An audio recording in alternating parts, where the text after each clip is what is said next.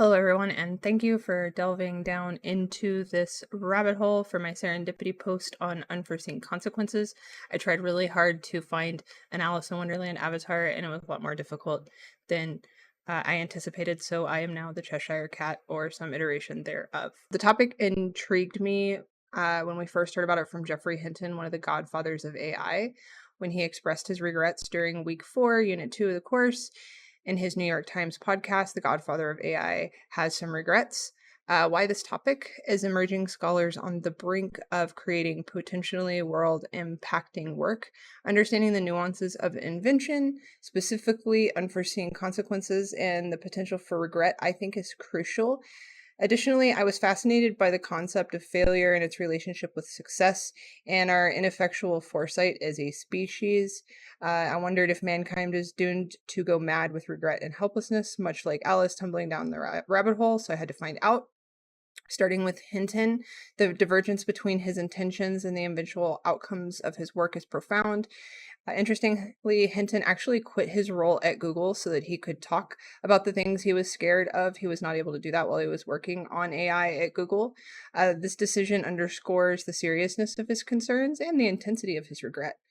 During the podcast, Hinton mentioned several historical inventors whose creations diverged from their original intentions, like the atom bomb is a pretty well-known example of one of these. But I wondered more of how common inventor and innovator regret is, and wondered if every Frankenstein inevitably creates a monster on his way to creating something successful, which was the crux of my exploration.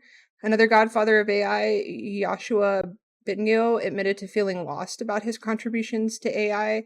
Here's the source for that if you want to read more about it. His concern stems from potential misuse and the ensuing moral implications. A similar sentiment is echoed in a story about a programmer whose mistake 25 years ago still affects AI development today. I'll put the source here for you on that. This mistake was an AI algorithm that led to bias and errors. Despite advances in technology, the issue persists, emphasizing long-term impacts that our decisions today may have in the future.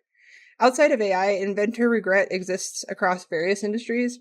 John Sylvan, creator of K-Cups, has regretted the environmental impact of his single-use coffee pods. Creators of pop-up ads rue their invention due to its disruptive impact on user experience. Doug Nguyen, designer of Flappy Bird, was so troubled by its addictive nature that he removed it from app stores. Robert Probst, inventor of the modern cubicle, regretted how his creation has now been associated with stifling workplaces.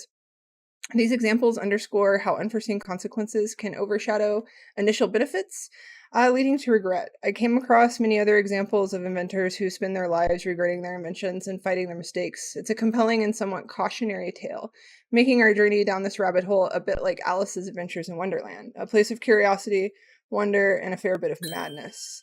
For further analysis, I suggest exploring the ethical and societal repercussions of these inventions, focusing on the inventor's responsibility for foresight.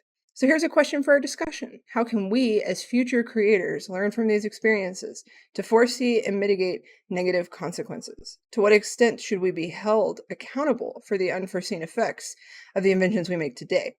Please join me in our Week 8 discussion channel as we delve deeper into this topic. I'm excited to hear your thoughts. And thank you again for joining me on this ride down the rabbit hole.